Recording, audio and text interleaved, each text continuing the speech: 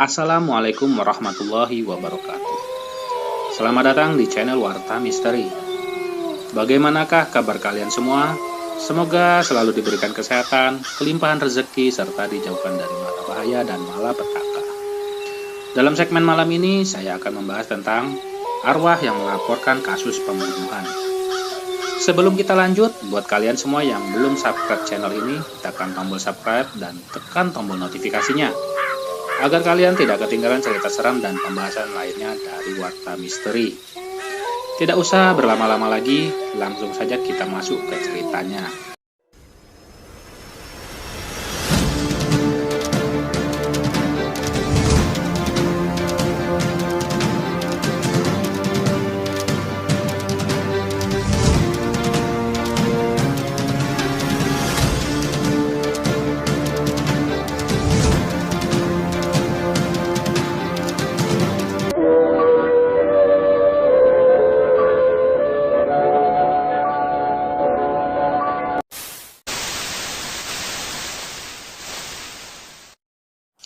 Sebuah kisah mistis yang fenomenal yang dialami oleh seorang anggota kepolisian yang kini telah pensiun. Suatu ketika, dia didatangi sesosok arwah yang melapor kasus pembunuhan yang menimpanya. Aku sedang bertugas malam ketika hujan turun dengan lebatnya. Di luar pos resort kepolisian tempatku bekerja malam itu. Keadaan gelap gulita. Udara pun terasa sangat dingin. Untuk sekedar membuang kantuk, sudah bergelas-gelas kopi pahit kuteguk. Sementara itu, Kopral Harun, rekan anggota yang juga bertugas piket denganku, belum juga muncul. Padahal, dia tadi meminta izin hanya sebentar keluar, dengan alasan hendak membeli rokok dan makanan ringan. Ketika aku tengah mengenakan jaket untuk sekedar menghangatkan tubuh, tiba-tiba pintu depan diketuk seseorang. Dengan sigap, aku berteriak mempersilakan tamu itu masuk. Sejurus kemudian, seorang tua dengan wajah basah terkena air hujan muncul di hadapanku. Dia berdiri beberapa langkah di depan mejaku. Dia memperkenalkan namanya dan mengaku hendak melaporkan terjadinya suatu pembunuhan. Apa? Pembunuhan? Tanyaku kepada Sarman, nama lelaki tersebut. Ya, sahut bapak tua itu singkat. Apakah Bapak menyaksikannya sendiri? Selidikku. Sarman menganggukkan kepalanya. Lalu dia menceritakan bahwa seorang pelayan yang telah belasan tahun bekerja pada seorang pengusaha kaya telah dibunuh oleh si pengusaha itu sendiri di bungalau miliknya. Tanpa seorang pun yang mengetahuinya, dan mayat korbannya telah dikuburkan secara rahasia di salah satu sudut pekarangan bungalau itu. Setelah dikuburkan, kemudian di atas kuburan yang tanpa batu nisan itu ditanami pohon rambutan cangkokan. Bagaimana mungkin Bapak tahu persis semua detil persoalan itu? Tanyaku. Sebab saya menyaksikan dengan mata kepala saya sendiri, Pak, ujarnya. Kapan? Desakku. Kira-kira 1 jam yang lalu, jelas. Ah, ini benar-benar gila, batinku. Bagaimana mungkin Pak Tua ini bisa mengetahui sedemikian detil sebuah kasus pembunuhan? Atau mungkin dia hanya bicara ngawur? Baiklah Pak Sarman, ujarku kemudian. Laporan Bapak sudah saya terima dan sudah saya catat seperlunya. Kami akan melakukan penyelidikan dengan seksama. Ketika Sarman bangkit dan keluar meninggalkan mejaku, muncul Kopral Harun. Ada orang yang memberikan pengaduan rupanya. Tanya Harun ketika dilihatnya aku sedang membaca catatan. Ya, sahutku tanpa menoleh. Apakah kau tidak bertemu dengan orang itu? Di mana? Tanya Harun sambil celingukan. Dia baru saja keluar, sahutku. Harun menggeleng. Jadi kau tidak berpapasan dengannya, tegasku. Tidak, sahut Harun sambil memandangku dengan penuh keheranan. Kusangka dia akan berpapasan denganmu tadi. Karena baru beberapa langkah dia meninggalkan mejaku lalu kau muncul. Bagaimana mungkin kau tidak bertemu dengannya? Bukankah hanya ada satu pintu keluar di kantor kita yang kecil ini? Kataku. Aku tidak bohong. Aku memang tidak melihat siapapun keluar dari sini, sahut Harun. Kalau memang ada orang, tentunya dia bertemu denganku, balas Harun. Aku mengangkat wajah dan memandang Kopral Harun. Lalu aku menarik napas panjang. Tak terasa bulu kuduku berdiri meremang, dan aku mulai berpikir sesuatu yang sama sekali jauh dari jangkauan akal sehat. Barangkali dia lebih cepat menghindar karena takut ketahuan orang. Kau pun tahu, rata-rata pelapor kasus pembunuhan merasa takut diketahui oleh orang lain. Ujarku kemudian sambil coba menenangkan perasaan. Kopral Harun duduk di kursi di depan meja, tempat di mana Sarman tadi duduk memberikan laporan. Ya, suatu laporan pembunuhan, kataku lagi. Orang yang memberikan laporan itu menyaksikan sendiri pembunuhan tersebut, tambahku. Kopral Harun mengangkat telepon tanpa ku minta. Dia menghubungi pos jaga dan menanyakan, apakah tadi ada seseorang yang telah meninggalkan pekarangan kantor kepolisian? Tidak ada, Kopral, sahut prajurit Tarigan yang dihubungi. Tidak ada, tanya Kopral Harun lagi penasaran. Hujan lebat sekali, siapa yang datang kalau bukan Kopral sendiri tadi? Mendengar percakapan tersebut, aku terlonjak dari dudukku. Bulu kuduku semakin berdiri tegak. Jantungku berdegup kencang. Kudekati Kopral Harun.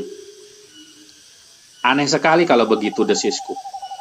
Aku yakin ada seseorang yang datang melapor tadi, dan aku telah mencatat laporannya. Tapi bagaimana mungkin petugas jaga sampai tidak menyaksikan ada orang masuk dan keluar barusan? Aku menggelengkan kepala. Wajahku pasti kelihatan sangat tegang. Mungkin hantu, selora Kopral Harun. Atau Sersan mungkin sedang menghayal. Aku menarik napas panjang. Tidak mungkin hantu, atau aku sedang melamun, Harun, kataku memastikan.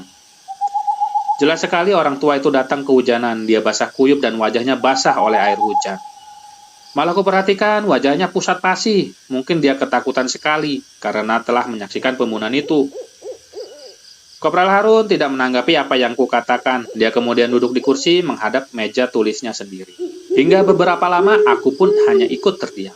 Dan entah mengapa tiba-tiba perutku terasa agak sakit, ingin buang air besar. Kukatakan pada Harun bahwa aku akan ke kamar mandi. Belum beberapa lama aku berada di kamar mandi, tiba-tiba aku mendengar ketukan pintu. Suara Harun yang keras bagai berteriak memanggilku. Sersan, orang tua yang bernama Sarman itu datang, katanya. Mau apa lagi dia? Tanyaku dari dalam. Dia mendesak agar segera dilakukan pemeriksaan terhadap laporan pembunuhan yang dilaporkannya pada Sersan tadi. Jawab Harun dari luar pintu kamar mandi. Ya, terima sajalah laporannya, sahutku. Dan kemudian Kopral Harun pergi. Tak lama aku juga selesai buang hajat dan keluar dari kamar mandi. Kutemui Harun di kamar kerja kami. Aneh, wajah Harun tampak sangat pucat. Ada apa, tanyaku. Aneh sekali, kata Harun.